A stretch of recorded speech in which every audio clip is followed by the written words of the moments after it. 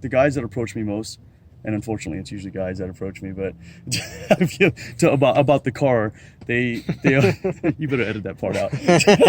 I'll put that in It's there. it's guys that approach me about the truck.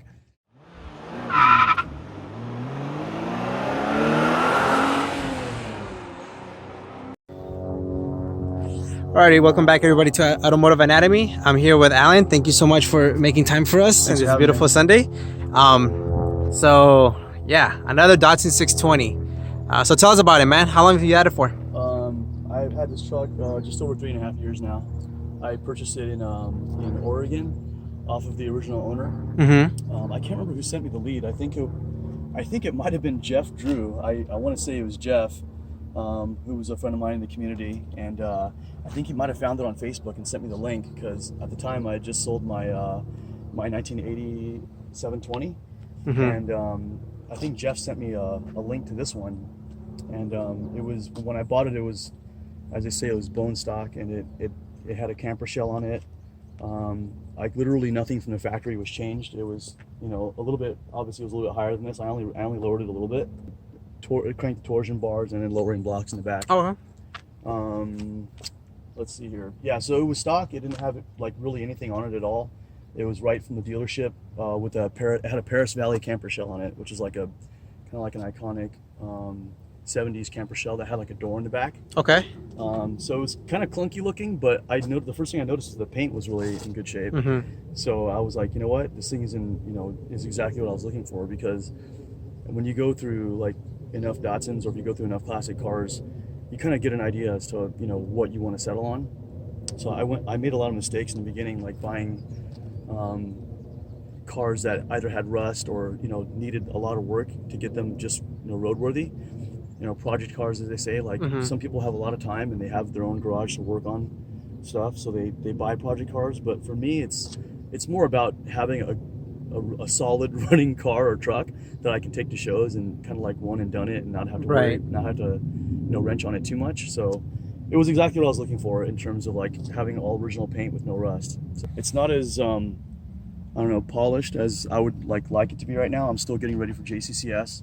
That's gonna be fun. Yeah, I know. Did you get accepted to the show? It was disappointing to hear that my friend George was left out, because we've gone to JCCS together for as long as I've known him. So to see like one of my friends get excluded was a little bit disappointing. I mean, seeing as how like my truck is far from perfect, I don't know why I would get accepted and he wouldn't, but I mean, hey, it is what it is, Okay. as they say. So we'll start a request, hashtag let George in. We'll petition for him. We'll petition for him. Signs out in front of JCCS, right? I'm sure he'll enjoy that. Yeah.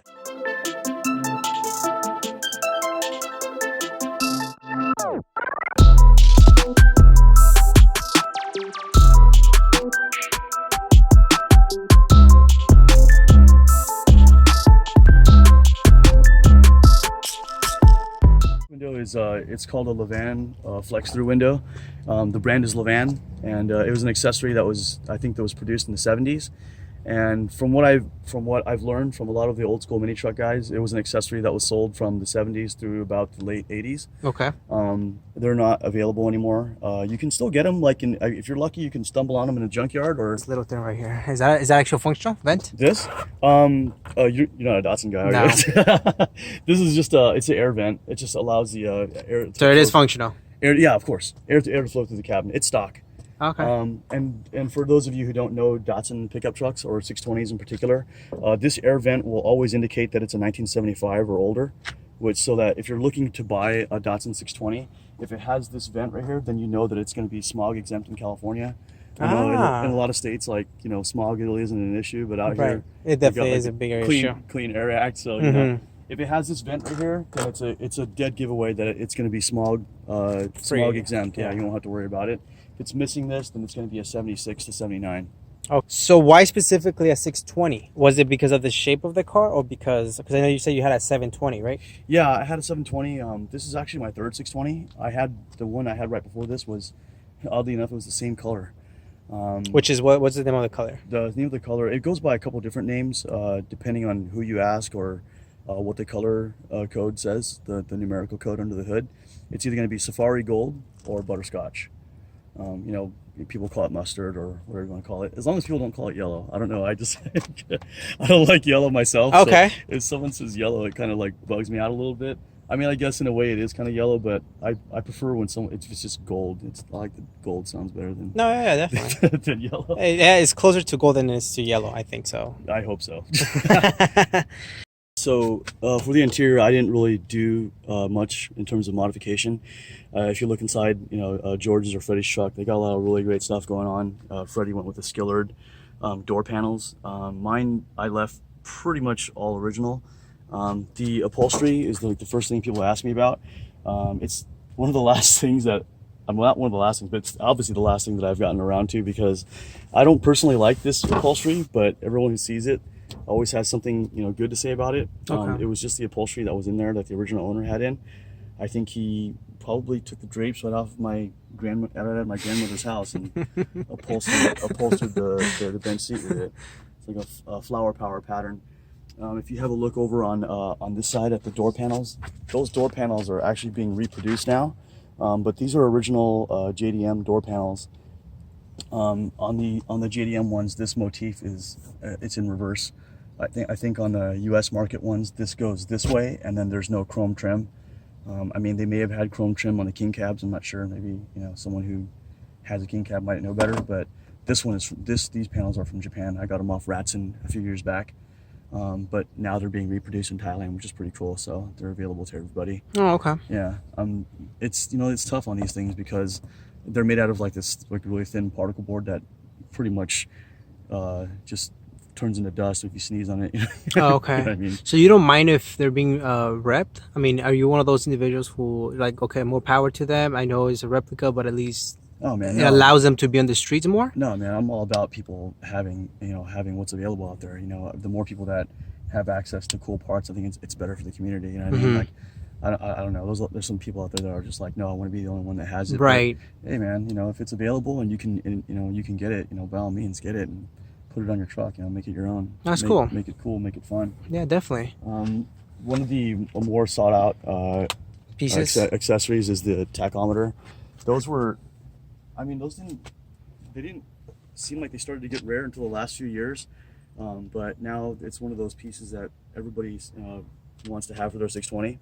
Mm-hmm. You can still get them, you know, for a decent price, but you know, like a lot of classic car parts, they're starting to go up pretty quick.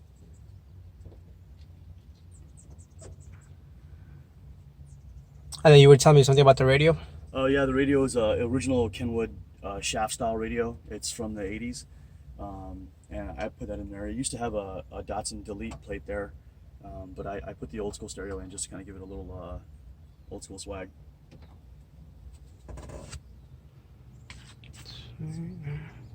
Super clean. Really, really, really clean. I started out with, like a lot of people did, I started out with lowered Hondas back in the early 90s when lowered Hondas were pretty much the thing to be into. So I think my first, the first Honda that I had was a Honda CRX. It was a 1990 Honda CRX SI, which, you know, in the early 90s, basically, if you had that car, that was like the car to have. So that was like the car I wanted all through high school. So when I finally got one, that's when I started to, you know, get into, you know, car customization and you know, cruising around with friends in caravans, things like that. It started out with Hondas, but I mean, there was always just, I don't know, there was just something about a classic that it seemed like kind of, at the time, it seemed kind of out of reach for me because I didn't know enough about it. But it wasn't until maybe around the late 90s when I got my first Datsun, because one of my friends, Scotty Fan, who he used to be a Datsun enthusiast, not quite sure what he's doing nowadays, but he rolled up into Orange Coast College parking lot with I think it was a red S30 240. Oh, okay. 240Z. He rolled in with a really nice S30 and started talking to me about Datsuns. He's like, "Hey man, you're still driving Hondas, man. That shit's, you know, everyone does that, man. Like this is what you should do. You should get into Datsuns, you know." And he's the first person that started talking to me about it and kind of, you know, sparked my interest in Datsuns. My wheel setup, I mean, it's pretty basic. Honestly, I kind of chose these just because I like the style. A friend of mine actually picked these out for me a while back, and they're called Enki saw blades. They're from the 80s. In their original state, they don't actually look like this. They're just kind of like a flat brushed aluminum. Okay. And the spokes on the inside, these are usually painted black on the inside. But when I got these, they were in kind of rough condition. So I had them chemically dipped to get all the oxidation off, and then I had them polished. Oh, sweet. Yeah, that's pretty much it. They're 15 by 8s with 0 offset. Okay. Just like Freddie's, but Freddie's wheels are a hell of a lot nicer than mine. Future plans for this truck? I mean, as they say, nothing's ever finished. I think that eventually coilovers, and then I have a tonneau cover that's going to go on the back that I've yet to install. I don't think I'm going to get to that before JCCS, but that's the goal, is to get that done in the next 10 days. Other than the coilovers and a tonneau cover, reupholster the seat. And You're not gonna leave your grandma's sheet there. Grandma's curtains are coming out.